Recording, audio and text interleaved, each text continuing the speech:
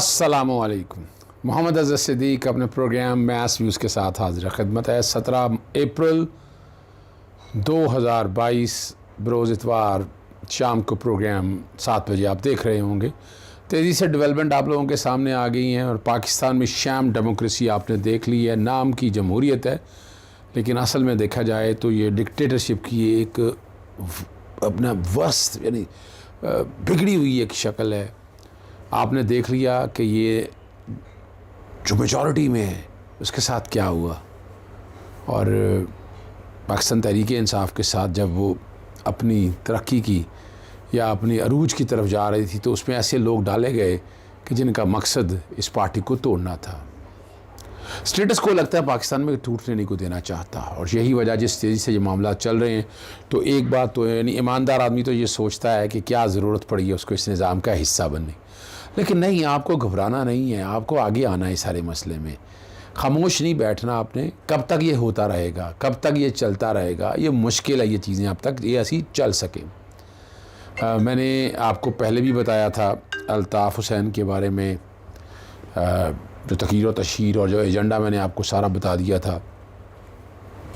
Lahore high court का फ़ैसला मैंने आपके सामने चला दिया था जिसमें उनमें तकरीर तशहीर उस पर पाबंदी थी। ये आप देख चुके हैं, ये रिकॉर्ड की चीज़ें हैं, मुझे बताने की ज़रूरत नहीं है लेकिन आपको पता होना चाहिए। फिर इसी तरह इश्तिहारी इसहाक डार था, ये टीवी चैनल्स पे आता था, आके भाषण देता था। आर्टिकल 19 बैकग्राउंड पे चल रहा होगा, वो आप देख रहे होंगे, जिसमें राइडर लगे हुए हैं। उन राइडर पर अमल दरामद लाजमी है, नहीं तो फिर मैं पैमरा गया। पैमरा ने इसकी इश्तिहारी होने की वजह से कि राइट का टेल हो जाते हैं, आए मुल्क में आकर अदालतों को फेस करें, फिर जो मर्जी टीवी पे बात करें, वो पाबंदी लगी।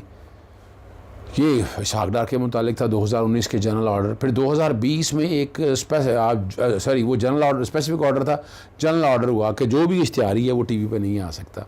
उसमें नवाज शरीफ का था, वो भी बैकग्राउंड पे चल रहा है। मैं सिर्फ तारीख़ी तौर पर आपको सीधी रखना चाहता हूँ कि यहाँ कानून की अमलदारी बड़ा मुश्किल है। यहाँ ताकतवर का एक ऐसा निज़ाम है कि वो छाया हुआ है इस निज़ाम में।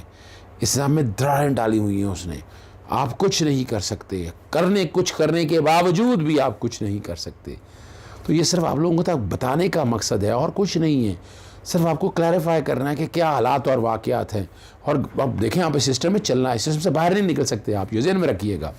सिर्फ बताने का मकसद ये है कि आप, और यही यहाँ से निकल के गए। हाई कोर्ट का फ़ैसला आपको याद है, 4 हफ्ते के लिए मुल्क से बाहर जाने की इजाज़त मिली।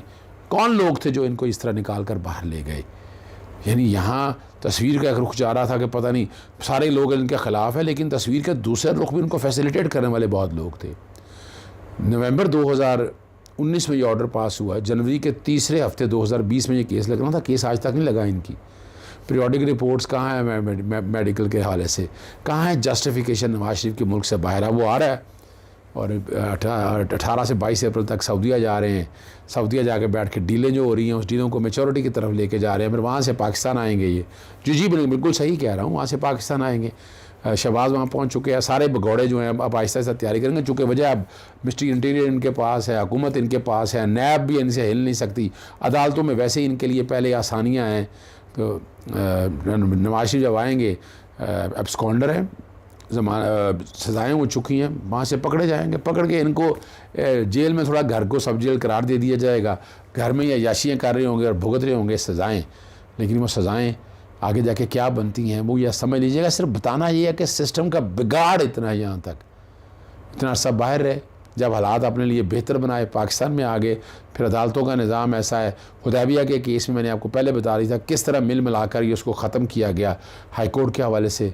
ये भी रिकॉर्ड की चीज़ें हैं और यहाँ भी अब नज़र यही आ रहा है कि चीज़ें उस तरफ चलेंगी। एक केस जिसकी आपने बार बार आप लोगों ने जिक्र किया मुझसे, और वो ख़ास तौर पर जस्टिस काजी फ़ायज़ ईसा के हवाले से था कि आर्टिकल 209 बैकग्राउंड पे चल रहा होगा कि सुप्रीम जुडिशल काउंसिल के हवाले से जज को निकालना, अभी तक कार्रवाई क्यों नहीं? मैं इसका जवाब कुछ नहीं दे सकता। वजह ये है कि जब रेफरेंस शुरू हुआ, मिसेस सरीना ईसा की जायदादें उन्होंने डिक्लेयर नहीं की थी। ये एडमिटेड बात कर रहा हूँ मैं आपके सामने। मनी ट्रेल उनके पास था नहीं, अकाउंट में कुछ पैसे थे, कहाँ से आए वो को पता नहीं था।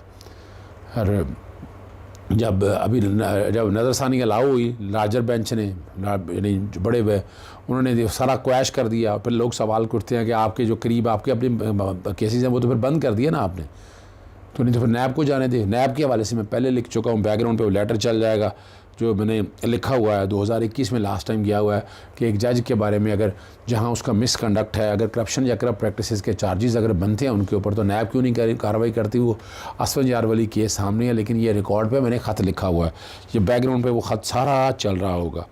फिर मैंने उसके अलावा आपको ये भी बताया था कि ना मिसेस सरीना ईसा ने रिटर्नें जो फ़ाइल की वो 2020 के अंदर फ़ाइल की थी। वो मैंने वो रिटर्नों की डिटेलें भी नीचे चल रही हैं। 31 जनवरी 2020 में पहली दफ़ा ये प्रॉपर्टीज़ डिक्लेयर की उन्होंने, पहली दफ़ा ये प्रॉपर्टीज़ उन्होंने डिक्लेयर की। उससे पहले प्रॉपर्टी डिक्लेयर नहीं थी। 5-6 साल का जो पहले था वो उनकी सिर्फ तनख्वाह के तौर पर जो आमदन थी वो कोई 1 करोड़ रुपये के करीब बनती है। वो डिटेलें मैं CMA के ज़रिए मैं आपके सामने में रख दूँगा। सिर्फ आपको बताना कि पहली दफ़ा ये रिटर्नें थी, ये बैकग्राउंड पे चल रही हैं। फिर उन्होंने जो सबूत सामने रख कर दिए वो वहाँ पर देख लें, वहाँ से क्लियर है। फिर सुप्रीम कोर्ट के में CMA जब फ़ाइल की गई तो फिर वो सारी चीज़ें सामने आ गई कि किस साल में कितना दिया गया और क्या पोजीशन थी वहाँ पर, और तकरीबन 9.5 करोड़ रुपये के करीब जो है ना वो आमदन एक्सप्लेन नहीं कर पाए।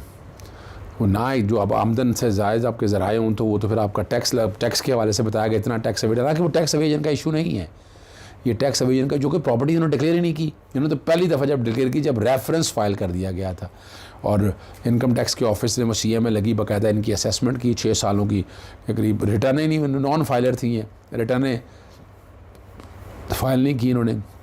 जितने ये 2013 के अंदर की जायदादों की बात हो रही है, 2003 की एक तो जो और जो लार्जर बेंच के 4 मेंबर बेंच ने जो फैसला लिखा है उसमें इस प्रॉपर्टी को बारे में बता दिया, अकाउंट का बता दिया, जॉइंट अकाउंट था, काजी फाइजा के अकाउंट में इकट्ठे में पैसे आए और वहाँ से गए। तो ये कहना कि इनका आपस में मेल जोल नहीं है। ये पैसा शुरू में तो इनिशियल 1,16,000 पाउंड के करीब है गालबन वो रकम जो वहाँ पर लिखी हुई है, वो आपके सामने है, वो आप देख सकते हैं, आसानी से देख सकते हैं, आपको दिक्कत कोई नहीं होगी। लेकिन सिर्फ बताने का मकसद ये है कि ये आज तक ये रिकॉर्ड पे नहीं आ सका। बार बार सवाल पूछते हैं, मैं क्या कहूँ।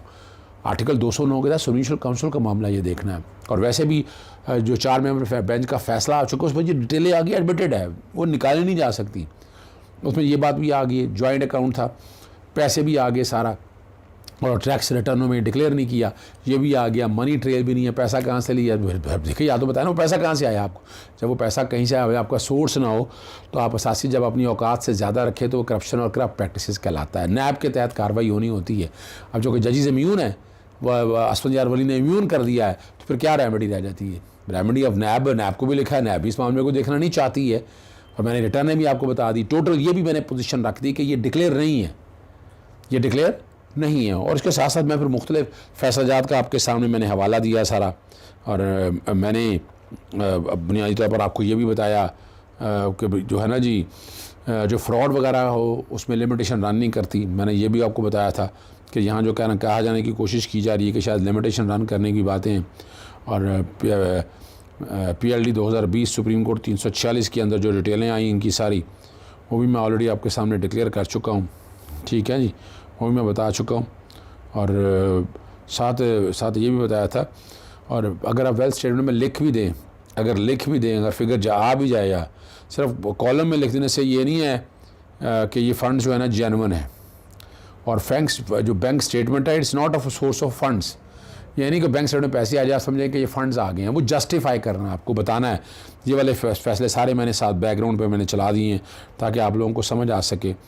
और एग्रीकल्चर इनकम अगर कोई थी तो डिक्लेयर ही नहीं की इन्होंने, लिखी नहीं कि एग्जाम्पशन ही नहीं क्लेम की ना। अगर चले मान भी थी तो आपको एग्जाम्पशन क्लेम करनी चाहिए थी, वो आपको कानून इजाज़त देता है, वो भी नहीं क्लेम किया आपने, वो भी आपके सामने वाज़ी है। और फिर उनका ऑनलाइन स्टेटस जो है वो चेक किया गया, 95 का वो इनएक्टिव चला आ रहा था, तो वो चेंज नहीं हो सकता ना।